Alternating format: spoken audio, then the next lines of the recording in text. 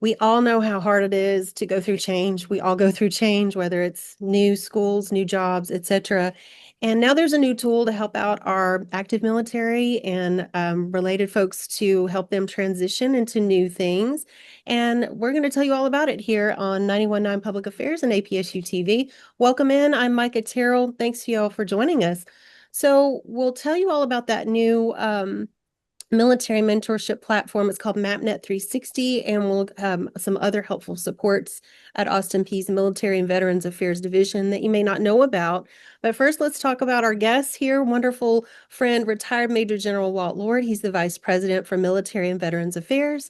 And Tony Munoz, he's the creative mind behind MapNet 360 and MAP. MAP means Military Affiliated Professionals Program. So thank you both so much for joining us here today. So we'll get to MapNet in a moment, but big news here at Austin Peay, our military population explodes. Wow. So we had new numbers from Walt here today. So now we're up to 32% of our student body is military affiliated. Tell us about the new numbers. Um, We are, Mike, and it's really exciting. The growth has been exciting. When I came here just over 4 years ago as military advisor, we had around 2,300 military affiliated students, and we served and supported them well. There's no doubt about that. But we saw that the numbers were growing, and President Licari, who's extremely supportive of our efforts, and I both realized that at that point we had 23 Austin Peay employees who were 100% focused on serving and supporting that population of students. But we were spread across three divisions across the university's organization chart, and I worked for the president. So while we all got along well, we were passionate about our mission of serving those students, we missed a lot of opportunities for synergy to really work more closely together between our Newton Military Family Resource Center, which is, by the way, the largest military and veteran student center in the state of Tennessee by far. By Uh, far. by far. And the Veterans Education Benefits Office and Veterans Upward Bound team, who are in Ellington Student Services, and our small but hardworking core of 6 out at our Fort Campbell Center. We were just a little bit disjointed in the way we could collaborate because we were reporting to multiple organizational chains. So 2 years ago, President Licari decided we've got to bring all this together and form this new division. And we've actually added 3 staff members. So now there are 27 of us. But that has been to keep pace with the work because we've gone from 2,300 to, as you said, over 3,700 military affiliated students as of this morning. Um, and we do lots of things for them, from recruiting them and ensuring that we're counting all of their military credits that they've earned through education and training, to advising them while they're here with us for whatever period that might be, to helping them find meaningful careers on their way out of the gates of Austin Peay. And we'll get into that a little bit later with Tony. But yeah, we've just seen some exciting growth, and we've really enjoyed being part of that and helping not only the students but the university when it comes to serving those students. Right. And there's a lot of, you mentioned for those 3,700 students, which really, that's like 1 in 3 really now, which is amazing and wonderful to serve that community.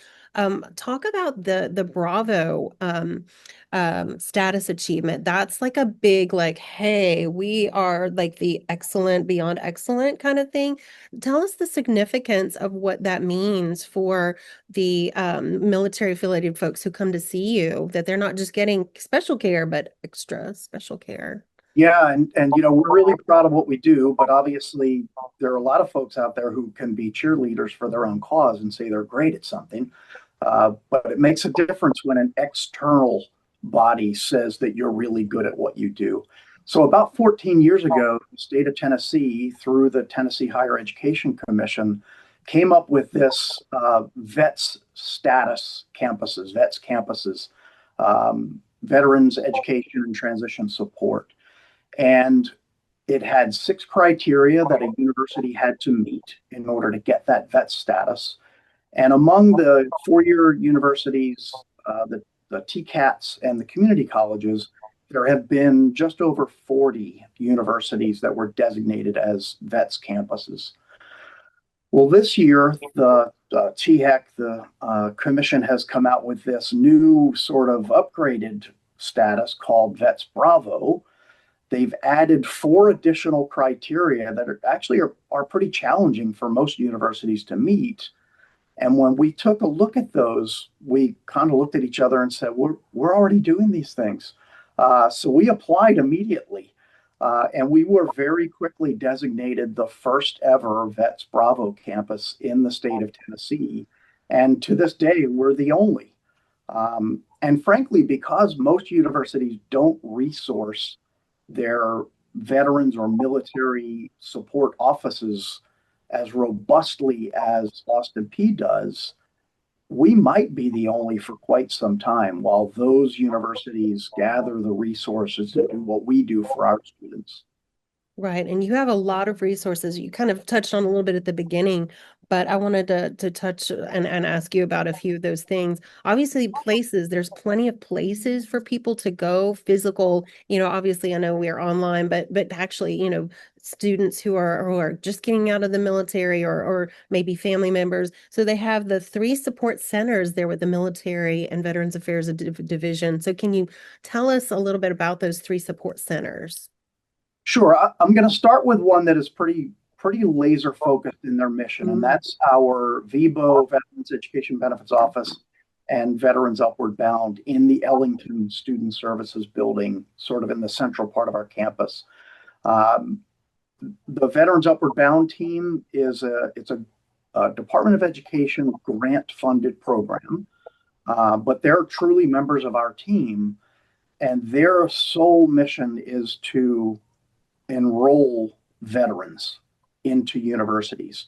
So we literally see veterans walk in off the street and say, hey, I've got some GI Bill benefits and I want to start my college career or continue a college career that might have paused for one reason or another. And I would like your help in getting enrolled. So we've got 2 folks in Ellington who do that, one here in the Newton Center and one at Fort Campbell. And they will sit down with that student veteran and go through the application process with them. They'll pay the application fee using Veterans Upward Bound resources. If there are transcripts from other universities that need to be transferred in to be evaluated, they pay for those transcript transfers. Believe it or not, Mike, every now and then we get a student veteran who says, I took classes when I was stationed in Germany at a German university, and my transcript is in the German language. And Veterans Upward Bound pays the translation fees for those transcripts. So they get them on the road to being enrolled students. And last year they enrolled 130 veterans here at Austin P. So they do amazing work. The Veterans Education Benefits Office is also very laser focused. Their mission is from start to finish to ensure that we're doing everything we need to do to help a student veteran or family member of a veteran who is using their sponsor's GI Bill or veterans education benefits to come to school here. So from the application to the every semester, the recertification, making sure that they're well taken care of by the VA education machine. Our other 2 centers are a little more comprehensive. Here at the Newton Center, we have a person here who really touches every point of the process, from enrolling Veterans Upward Bound or our recruiting team that will recruit any military affiliated student, regardless of veteran status, to advising, to, as I said, preparing them for their next life in everything that Tony does. And then over here also, there are some facilities resources we provide, like a computer lab, a conference room, a fantastic lounge, a common area that feels a lot like a USO, a coffee bar, someplace where particularly our student veterans feel very comfortable because that's the environment they're used to. And then up at the Fort Campbell Center that services mostly active duty soldiers at Fort Campbell and their family members, they also are a very comprehensive organization. And if there's anything that they can't do for our students, they know that they've got the team down here to reach out to fill those unmet needs. That's awesome that you have, again, multiple places, multiple points, and then again, folks like Tony who are helping them along in the different stages. That's fantastic work. And there's some other little finer points too of those who are students, again, whatever their status may be, military wise, whether active or veterans. There's the textbooks, texts for vets. So I know all of us, oh man, textbooks cost so much. And I didn't know which one of you want to touch on that. Text for vets, tell us about how that works to get textbooks in the hands of the folks who need them. Yeah, Tony, do you want to handle that? Yeah. I think you're best on this Oh, topic, okay. sir. I'll let you keep rolling with it. Yeah, Text for Vets, it's a book loaner program. So any of our military affiliated students, regardless of status, Mhm. can come into the center and say, here's my class list. Here are the books that I need for these 2 or 3 classes.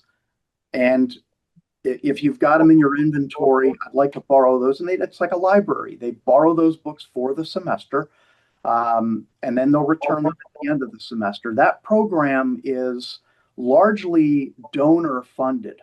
So we have some really wonderful donors in our community and beyond who really love to support our population of students. So if a student comes in and needs a book and we've got a balance in that fund, we'll purchase it and loan it to them. The other source of books is really it's a lot of fun to watch and talk about, and that is every now and then a student veteran or service member will come in and say, here are the books that I borrowed for the 2 classes that you loaned to me. And for this other class, I had to go ahead and buy those books, but I want to put those in circulation in the Text for Vets program. So it builds the library, the stock of books. And then recently we launched the tech, not text, but tech as in technology for military affiliated students program that lends them graphing calculators, which, they're pretty technically savvy pieces of machinery, and they can be expensive as well. Mhm. And that's become very successful. And frankly, we've kind of taken a cue from the success of that program. And our next goal is to expand tech for military affiliated students, or tech for mass, as we call it, to laptops. So Yeah. I think that's right around the corner. Definitely. Technology is so important for a lot of these classes that I know you need it. You just need it, right? You need the books. So, and if anybody wants to donate to either of these programs, how can they help out with that? Maybe they have, a laptop they're not using that's fairly new, or again, books that they use that they were like, hey, I want to donate to my friends at the MAV. How can they do that? All they need to do is contact us here at the Newton Center, and we'll be able to help them do that. Very nice. That's very cool. Now, what about, I know a lot of professors, and now I've been around military growing up. My grandfather served in World War II, so I'm familiar with some things. But if we want to learn more as a professor or instructor, and get more comfortable with what the service involves and military life is like, how can we get training to help us to support our military affiliated folks?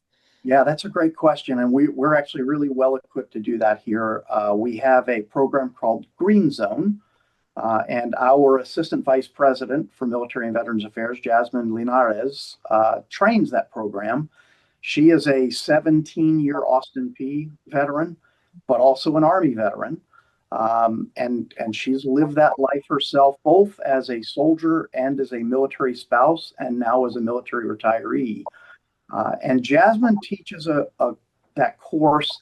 Green Zone is, I think it's a great title for it, because those of us who've served, especially in the last couple of decades, are aware of these places in places like Kabul, Afghanistan, and Baghdad, Iraq, where there are lots of major headquarters there. Maybe the U.S. Embassy is there. Very, very, very highly protected areas. So they're sanctuaries for us. It's a place where we can go surrounded by chaos and danger, but feel safe. So that's why we called this program Green Zone. And what Jasmine does is takes professors, faculty members, staff members, anybody who wants it, through a program that talks about the mind of the veteran, how a veteran thinks, how they act, how they may react to certain situations. She talks for the military community about the deployment cycle. You know, if you've got a student in your class whose parent is getting ready to deploy, here are the things they're going through as a family, pre-deployment, during the deployment, post-deployment, so that you can take those things into consideration when interacting with those students. And we're actually in the process of devising, in cooperation with Lanisa Williams in the Office of Institutional Culture and with Dr. Lindsay Gilmore from Student Affairs, a Green Zone 2.0. And what it's going to do is delve a little more deeply into things that cause particularly student veterans anxiety and how to de-escalate a situation that you may find yourself in when dealing with a student veteran who is feeling anxious. Maybe they've got PTSD or symptoms of a traumatic brain injury in theater or some other factor that causes them anxiety and stress. It's just a way to help faculty members deal with that. But I would tell you, Mike, if you do have colleagues out there who want to learn more, they don't need to wait for those things to come up on the schedule. All they have to do is come over to the Newton Center, and we will be very happy to share with them the collective expertise of everyone we've got in this building. That's a great idea, and anybody who's listening or tuning in, we'd love to invite them to contact you there at the Newton Center. And if folks do want to do that, I have the information right here. If they want to give y'all a call at 931-221-1685, that's the number to call. Or if you want to email mva@apsu.edu. So really easy to do that. And thank you so much for sharing that. So we've got a lot of great things with the Military and Veterans Affairs Division here at Austin Peay. And again, if you're just tuning in, thank you so much for retired Major General Walt Lord, who's the Vice President of our Military and Veterans Affairs Division. And then Tony Munoz is joining us. He's a career counselor with the MVA. So there's a really great platform that a lot of folks don't know about that we'd like to ask Tony to kind of help us with here. We all know that the transition from your college to your career is difficult, and possibly even maybe transitioning from the battlefield into a classroom. Those are transitions that could be concerning and challenging. So we have, of course, MapNet, which is the platform, MapNet 360, and then MAP, Military Affiliated Professionals Program. Those are really awesome. And Tony, you're the creative source. Tell us a little bit about how you came up with those concepts for the folks who are military affiliated. Absolutely. So when I first got hired on here, it was February 2014, so February of last year. I kind of took my first couple of months and assessed the common ground and figured out how it is that work in higher ed, because it was a transition from the military straight into Austin Peay. I was employed by the military on a Friday, and on Monday I started here, and it was very welcoming. But what I found was the career service program that they had here at Austin Peay wasn't equipped to address a lot of the tailored support that our service members and military affiliated members needed when they transition into the civilian sector. There are certain experiences and things like that need to be kind of displayed on their resumes. They need to understand the terminology in the industries that they're going into. So a lot of that was missing. the understanding of certain skills that are needed for those industries and those certain positions that they want to get into. Many of them were missing career maps. They kind of were graduating, and then it was just kind of like, well, I have this degree and I want to apply for this job. And then about 3 months, 4 months later, it was just they were still struggling to seek the employment. So they were coming back. So because of this, I kind of took it upon myself, and I did a lot of research into career services. Our organization was gracious enough to send me to a NACE conference, which was very beneficial, and it turned out to be a great thing for our organization because we were able to develop a partnership with a company called WiseDoc. WiseDoc is our career readiness platform.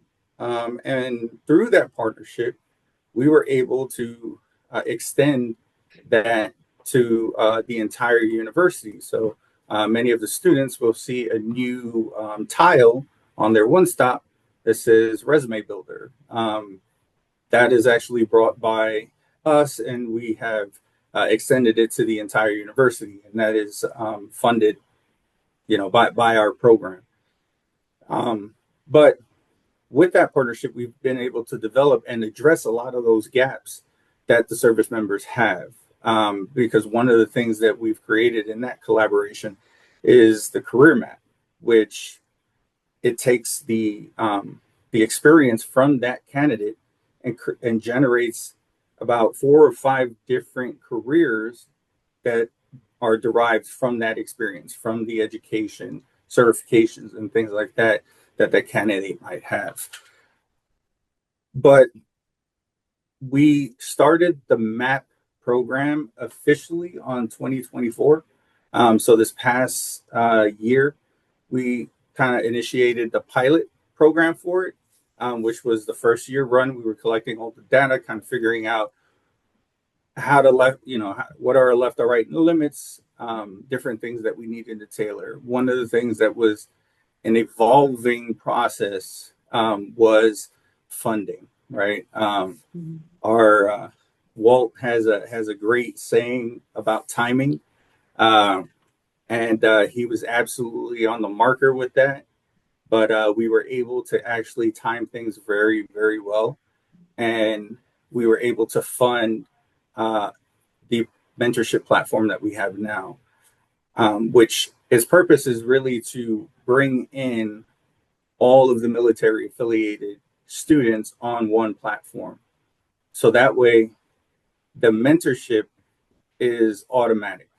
So they can opt into receiving that mentorship instead of waiting to apply and hopefully get selected in a very small mentorship program.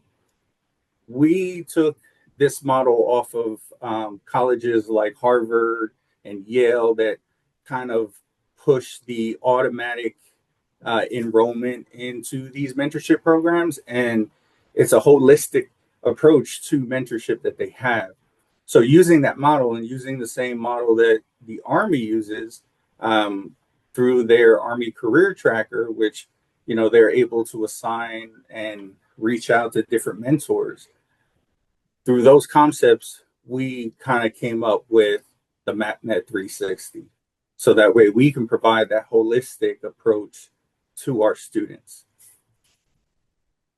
And I remember when we spoke about it too, about how AI is actually a helpful part of this, which I know a lot of people are kind of still, artificial intelligence. But tell about how that is actually makes it an effective tool for folks who are military transitioning to a new career after college. Absolutely. So through our career readiness platform, WiseDoc, WiseDoc is AI integrated. However, the way that we've created that is the AI won't create content for the student. So therefore, the student actually has to develop those NACE competencies in the critical thinking skills in the problem solving areas. They have to develop those competencies, in which case still involves the relationship between the student and that career coach. So with that model, what the AI does is it provides the student a feedback to the resume that they created or the cover letter. But instead of just being the feedback for an ATS system, which is an applicant tracking system, it also looks at the resume the same way a recruiter would. They're looking for that quantifiable outcomes. They're looking for the quality, for the quantity. They're looking just to make sure that it makes sense, right? So WiseDoc gives that comprehensive look, so that way when that student goes on there, or that military affiliated student goes on there, they can receive that immediate feedback to align that resume. And in addition to that, WiseDoc also provides a job focused review. So if the student wanted to take that resume and they're applying for a job, they can copy and paste that job information into the platform, and the platform will give them the real-time feedback based off of that job description that they've loaded into the system. So that way the student has the information to better align their resume with that job description. And I noticed you mentioned a term that I'm hearing more and more, and I think a lot of folks may not know. If you could explain what NACE means to folks who are like, what is that when I'm looking for a job? Those NACE criteria. Tony, if you could tell folks what that means.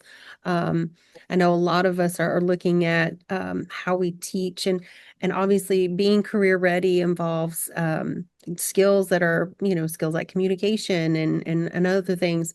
But if you could explain what NACE means, I know some people may encounter that and be like, what does that mean? Yeah. So what NACE did was they did a study on the major competencies that that will get the students career ready, right? Basically from the beginning of their education in higher ed, so as a freshman to senior. They want the different competencies that they're looking to develop is everything from like, your self-development, your career and self-development, communication, thinking skills, your equity and inclusion, leadership, professionalism, technology, teamwork. That's it. All right. Yeah, we all teamwork, the big one, Yeah. right? We all, Yes. whether we're virtual like we are right now, or in person, right? We got to be able to work with others and play together well, right? And so And awesome. that teamwork is very strong with our military affiliated students because they know that you can't, many things in life can't be done by one person. You have to have your team members. You have to have your support group. So that's pretty much one of the foundations of MapNet 360 is that not only can the students be mentored, but they can mentor others as well on that same platform. And that was what I was going to ask you next. So how this is such a helpful kind of relationship, right? Where you have your team helping someone who is transitioning into a career, and then they get into that career, and then, hey, we need some more people, so they might connect with you. Or is that probably how that would work mostly for folks who would get to want to become a mentor? Yes. So on the same platform, they will elect under their own preferences on whether or not they want to just be mentored or mentor or both.